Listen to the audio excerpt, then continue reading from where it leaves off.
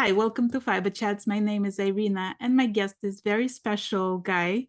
I want you to meet Bryn. Hi, Bryn. Hey, thanks for having me, Irina. So you organized a very important campaign, and we talked a while ago about it. And since then, you modified it a little bit. But tell me about your idea and who is participating in it. For sure, yeah. So like you mentioned, we talked a couple weeks ago, and I was pretty confident about the game plan and whatnot. And you kind of humbled me, and I went back to the drawing board, and I was able to think of a more solid game plan. So essentially, the Global Knitting Project, it consists of 7 knitters from every continent. We've got a knitter from Turkey. I'm from the United States. We've got one from Argentina, South Africa, Australia, Singapore, and then our final knitter is from Ukraine. So essentially, the goal of the project is we're going to be, it's a little ambitious, but we're basically mailing um, a work in progress from person to person. We'll each knit about 30 centimeters or approximately a foot of the scarf as it goes from person to person. And then it'll turn into an infinity scarf. And the purpose of it is a couple reasons. Is one is to raise awareness for the war in Ukraine. I know we all know that it's going on, but from my perspective and from the area where I'm living, people have become desensitized to the war going on. I mean, it's year two already. People are saying, "Oh, war in Ukraine," and I actually came up with this idea when I was knitting in the bar one day. I heard some guys grumbling about how their taxes is going to the Ukraine war, and it just kind of made me like angry. And from where I'm sitting, I feel like I don't have a whole lot of skin in the game being from the United States. So knitting is a passion of mine, and I felt like knitting this scarf with the colors of Ukraine would raise awareness. And the end game is for it to be raffled off, and 100% of the proceeds for this like really epic scarf that's traveling around the world is going to go to the World Vision charity. And what they do is they help support children who have been traumatized by the war in Ukraine by providing them with mental health services, and that's near and dear to my heart. So that's essentially the plan. Right. Well, and I agree with you because it used to be like at the beginning, everybody was outraged and everybody was trying to raise funds. And then as time progresses, like people speak less and less about it in the news. And other events happen that require our attention, and suddenly it becomes sort of like, oh, that thing from the past. So nobody is talking about like what's happening right now. And of course, kids are the ones who suffer the most.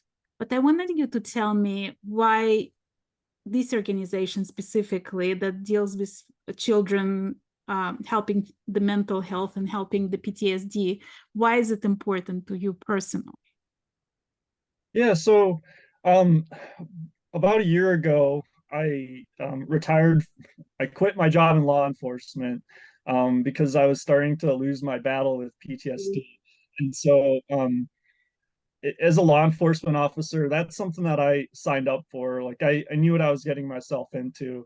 And um, after I responded to a few traumatic incidents. I was stationed out on the beach, so I mean, I responded to a lot of like children drowning, and I won't get into it, but it was really tough for me, and I had to like quit my job basically to save my own mental health. And so um, since then, I've just been this huge advocate for taking care of your own mental health. Like therapy has helped me immensely. I mean, so is knitting, but it's just the web of support has helped me overall. And so that's why this World Vision organization is so important to me, is because it really doubles down and focuses on the mental health of these children who like it's unfathomable to me that these children have PTSD, like an 8-year-old, for example, and from witnessing the horrors of the war going on in Ukraine.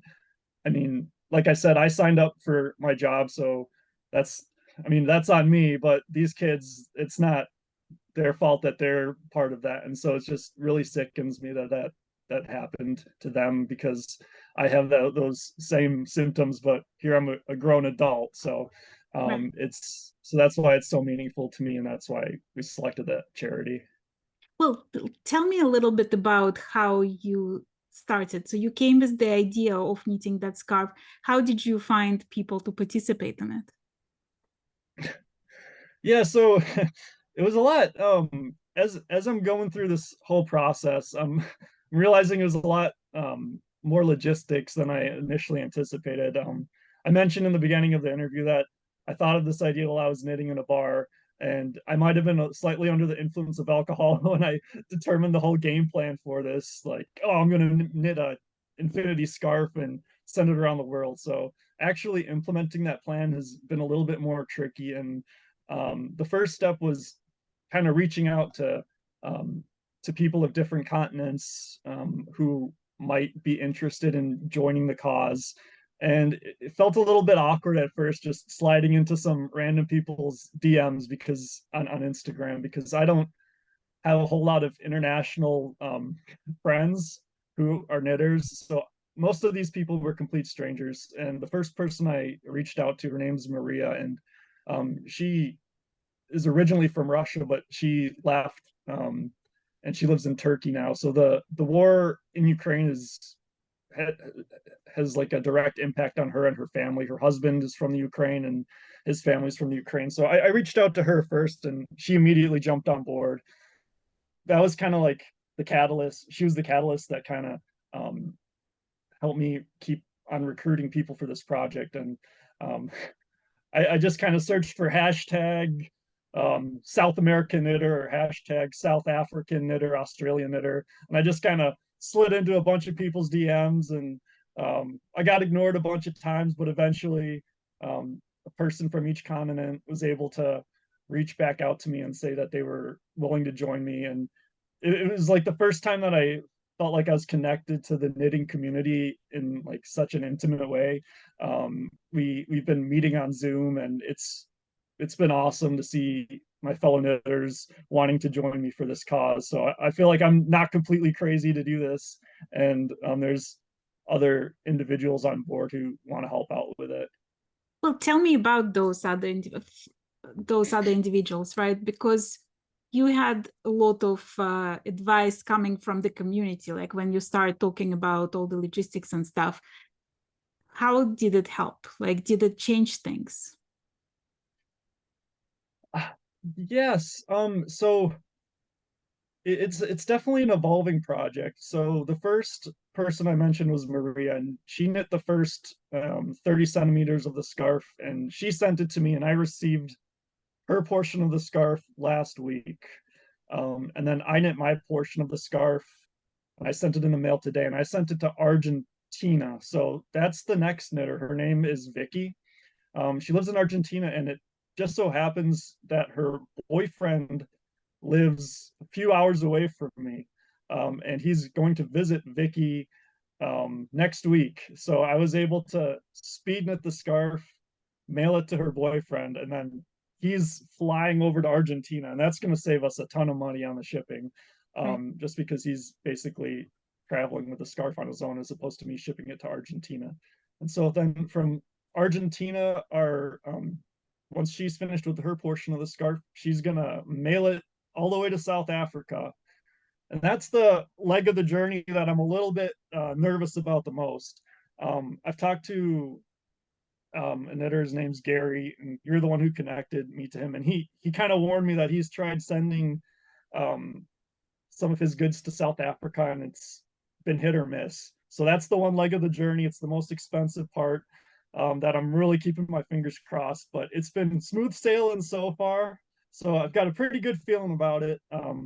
So once it's in South Africa, I have an Masala, she'll. idea. Yes, let's hear it.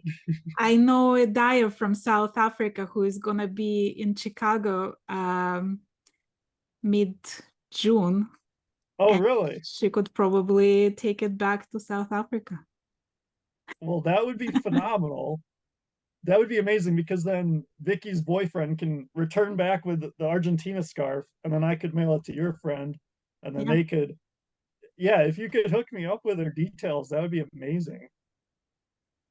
mean, I think that might be like one of the ways also to work with this shipping costs, right? Like if you can Right. find connections like that, because there are a bunch of knitters or their families who are traveling from continent to continent, and maybe like they could take it along, just like Yeah, his boyfriend. yeah, that would be honestly ideal. Um, what I'm worried about, not so worried, but one consideration is the cost of shipping and trying to keep it as minimal as possible so most of the proceeds can go to World Vision. Right. Um, Well, tell me your vision for the community involvement. How can my viewers help you? for sure. So right now, the way that I'm raising money for World Vision is in the form of a raffle. So rather than a GoFundMe, which was my initial plan, I set up a page on coffee. Um, and I just emailed you the link, Irina. Yep. So you'll have that. But essentially, um, you can buy a raffle ticket for $5. So it's pretty cheap if you want to help support this awesome cause, and then you'll have a chance to win this epic scarf. So that's one way, is to check out the coffee page. Um, really appreciate checking out the raffle tickets. Um, so that's another way. And we're also doing a knit along, and the knit along is more of just kind of a fun community, bringing the community together and raising awareness for the scarf project. And the first pattern of Maria's scarf that was just posted on our official project page. So the community, as the scarf goes from country to country, knitters can check that out and knit alongside us and just kind of help duplicate the scarf just for fun. But mainly it's the raffle that anyone can, if they have $5, they can help out and support the cause and support the knitting journey of the scarf. So when are you hoping to have the scarf completed? So it's been going way faster than I initially anticipated. I think September is a pretty good goal. Um, I mean, it could take longer. Who's to say how long the voyage from like Argentina to South Africa will take, or from Singapore to Ukraine, and getting it into Ukraine is a little bit of an obstacle. But I mean, the time frame's flexible, but September is the goal right now. Tell me a little bit about individual people who participate in it, who support you in this mission. Yeah, for sure. So a huge mentor for me, who I mentioned earlier, was Gary, and he does his own knit along projects with his he knits for to help end AIDS, and he was a great person who I originally reached out to after I talked with you, and he was able to kind of like guide me on the right in the right direction, because I had a bunch of scattered ideas initially, just that weren't logistically lining up with what my specific mission was. So he helped me kind of get on the right track. Um, the other people who have been supportive are the six other knitters who are doing this alongside me.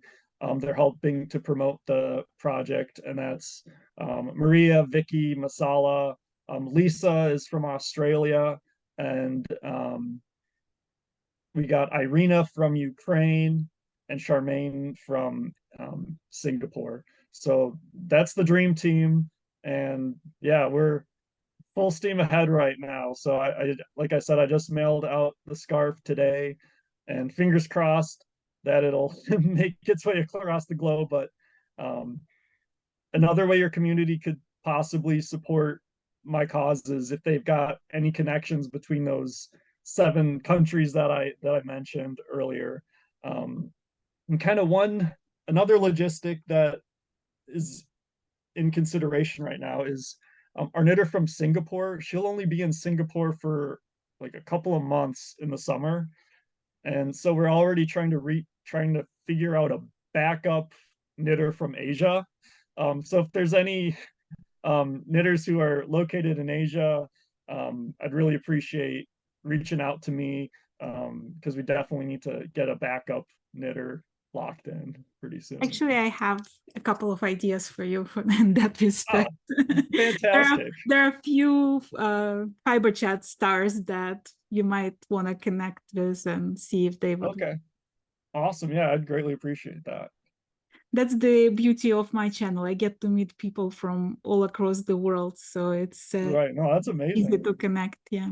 Heck yeah. Well, I'm gonna put all the information that you send me, how people can participate, how they can buy raffle tickets, and all of that things in the description of this video.